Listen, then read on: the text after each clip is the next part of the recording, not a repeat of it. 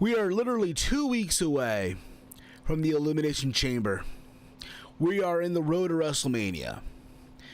And Raw tonight just felt like a very, very filler, bland, not exciting episode. And that's a shame because, again, we're on the road to WrestleMania. There's a pay-per-view in 2 weeks.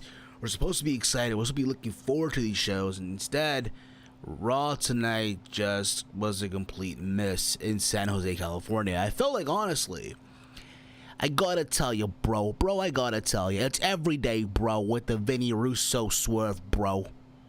Literally. But what up, y'all? It's me, it's Steve here, back at it one more time with a new video. Thank you for watching this video, tuning in back into the channel. If you're new here, hit that sub button down below. Give this video a big old thumbs up and share this video throughout your entire social media platforms. You can follow me on Twitter at HeelSteven, where I tweet throughout Raw, SmackDown Live, NXT pay-per-views, and above all else with each and every single one of you. Raw tonight was live from San Jose, California, and like I said, filler, bland. The Fatal 5-Way that was made impromptu on the show because originally supposed to be a Fatal 4-Way, made a Fatal 5-Way. That pretty much was the show in some way, shape, or form, with controversy at the end. I literally thought Vince Russo booked this entire match, but what do I know, right? I gotta tell you, bro, what do I know, right, bro? I'm just saying, bro.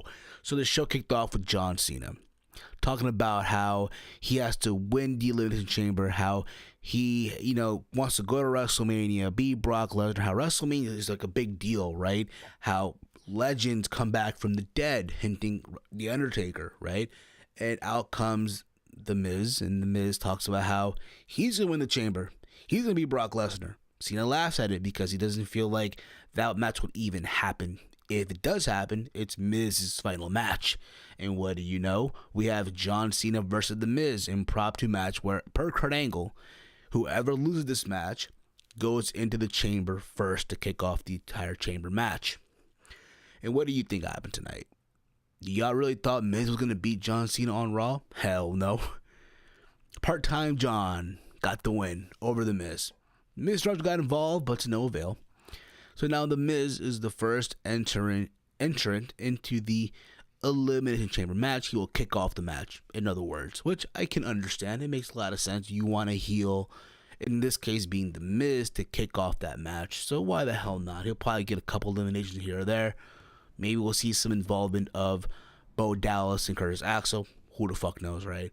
We then had a Revival versus Gallows and Anderson, which before the match took place, Revival sneak attacked Gallows and Anderson. The match, for what it was, I'll be honest, why are they still fighting? Why? We saw this a couple weeks ago and week after week, and where's the end game here? There's nothing. Nothing at all.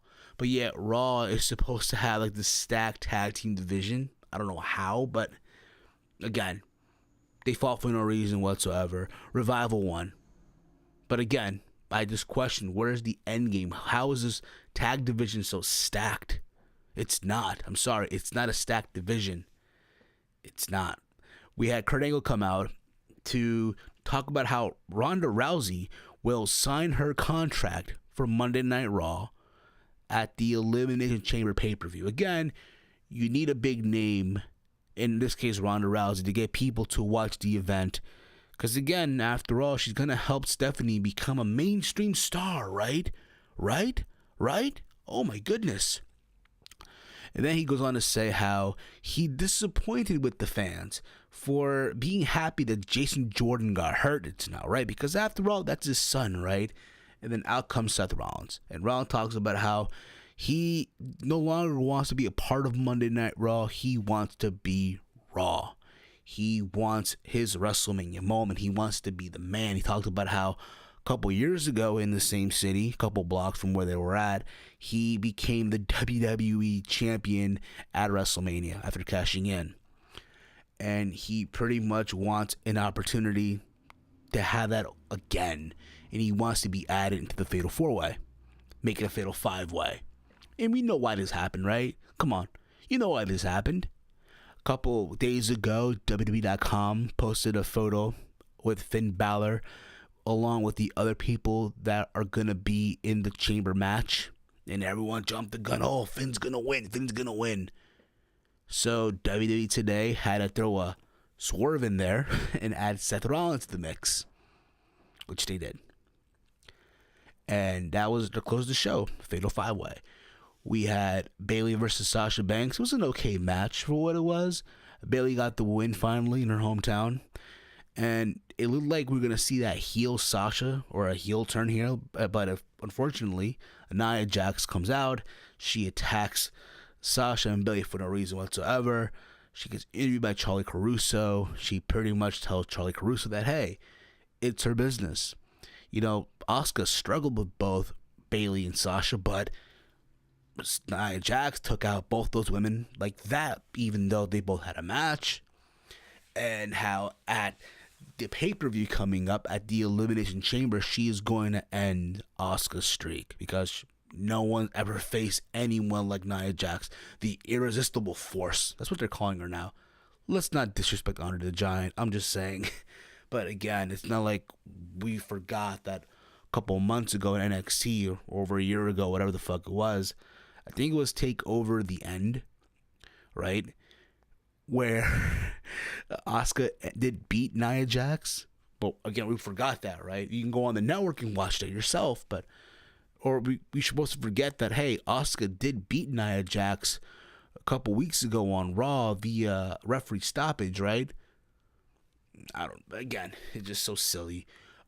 Speaking of Asuka, before the match, they had like a video talking about Asuka's undefeated streak, the numbers, if you will, how many people has she beaten, how many days she's been undefeated, how many of those people were former women's champions, what have you, and how no one's ready for Asuka.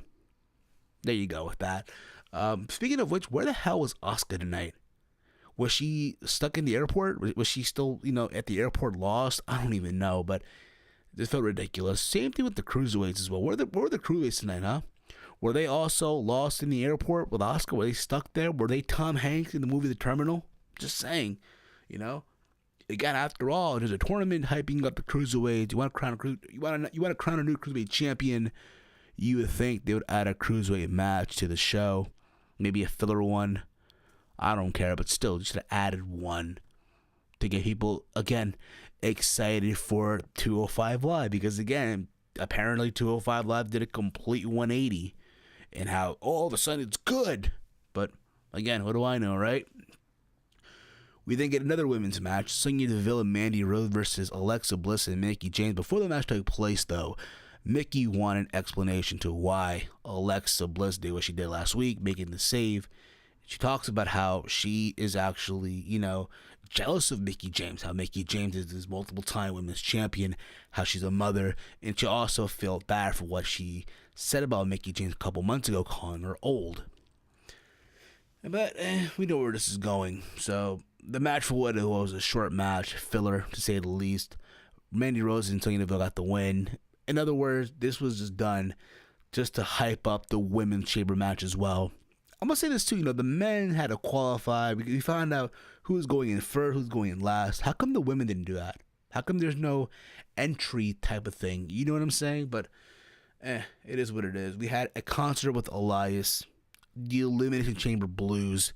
People went crazy for the song. Elias took jabs at mostly everyone in the match. Out comes Braun Strowman, who had a concert of his own. He started singing. He started playing a double bass, right? Double bass, if you will. And he ends up breaking it. Here's the thing about it, right? When you're in Mixed Match Challenge, I get it. He has a personality, and now they try to expose that. And I'm not saying it was bad, okay? It wasn't bad at all. But the notion from people that, we need to wait for Elias to save the show. I hate that notion.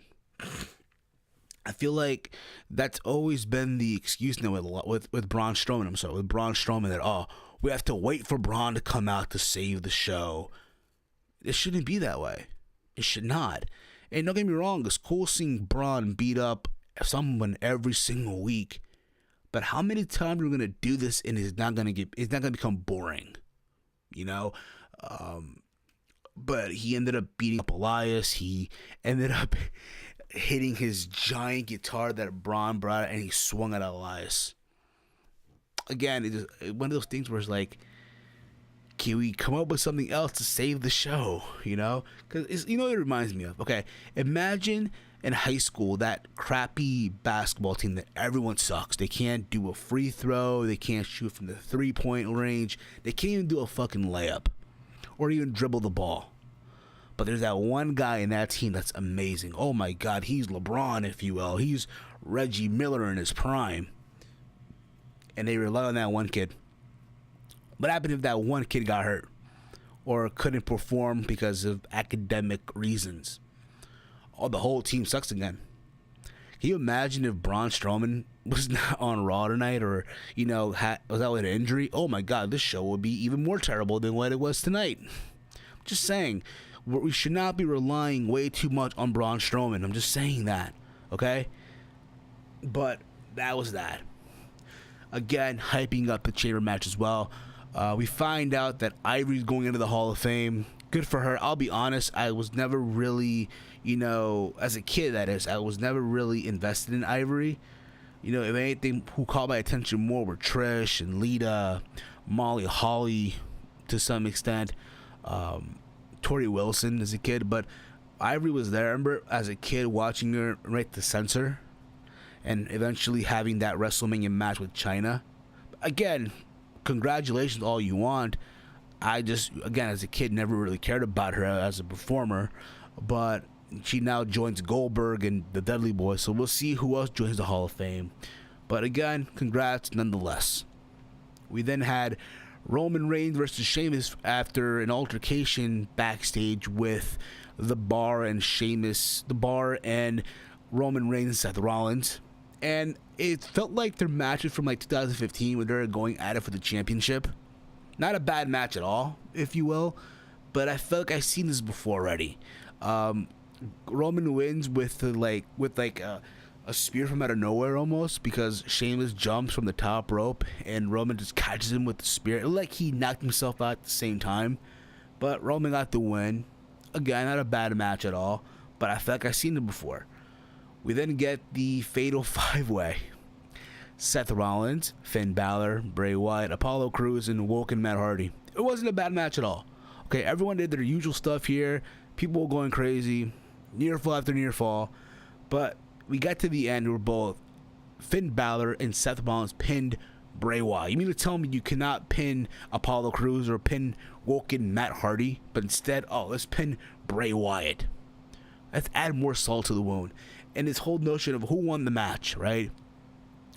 And we find out on Facebook Live, of all places, that Krangle announced that Finn Balor won the match, and so did Seth Rollins won the match, because now both of them are added into the chamber match, so it will be a 7-man elimination chamber. What world do we live in? Is Vince Russo booking this? It's every day, bro. I'm telling you, bro. I'm telling you, bro. It's every day, bro, with the Vinny Russo swerve, bro. I gotta tell you, bro. That's literally what I felt like. Wait a minute, this is like some WCW. And then they ended the show with them arguing. And here's the thing, right? You mean to tell me we could not have done this instead? Instead of having a 7-man? Because I know the people that are excited for it, which I think is dumb. Oh, yes, we're getting a 7-man chamber match. That's so great. No, it's stupid. It's dumb. It beats the whole purpose of the chamber match in all things, right? You mean to tell me we could not have done Finn Balor versus Seth Rollins at the pay-per-view to kick off the pay-per-view, and the winner of that match goes on to the chamber match later on that night? Just saying, back in the day, we would have seen some shit like that. But no, nowadays we're living in a society where, hey, even though you don't really win, just for you trying, you get an award. Hey, you with the butty, you didn't win tonight, but you still get an award. Hey, honey, you didn't win, but you still get an award. Hey, you still get an award. Hey, me, where the fuck is my award? Is it lost in the mail? Is it still stuck at Amazon? Is it gonna come through UPS or USPS or freaking Leash? I don't fucking know, but still, it's dumb, it's stupid. And shame on all of you for saying it's a good thing, 7-man chamber match, whoop-de-fucking-do. It's dumb, it's lame, it doesn't make sense. We all know it's gonna happen anyway. Again, all this to make you guys try to forget the fact that Roman Reigns is going to win the match. But hey, we'll see where this goes. Hopefully, if they're smart, on next Monday night, they do a match between Seth and Finn, and the winner goes on to the chamber match. Because I just can't just sit here and just think 7 people in a chamber match. No, doesn't make sense at all. It's dumb. It's stupid. I don't care what you say. It is what it is. Guys, your thoughts down below in the comments of this video. Follow me on Twitter at HeelSteven. I'll be back tomorrow for a SmackDown Live review. I'll be back Wednesday for a NXT review. I'll be doing this week as well episode number 2 of my Universe mode for NXT. So make sure you're subbed to the channel. Hit that bell icon. Be notified when I go live, when I upload a video. If you're new here, hit that sub button down below as well. If you're new to this channel, give us a big old thumbs up. Why the fuck not? Follow me on Twitter at HeelSteven. And as always, hate, comment, and subscribe. Until next time, it's me, it's Steve. And I gotta tell you, bro, it's every day, bro, with the Vinny Russo swerve, bro. Swerving on you like every day, bro. Yeah, bro.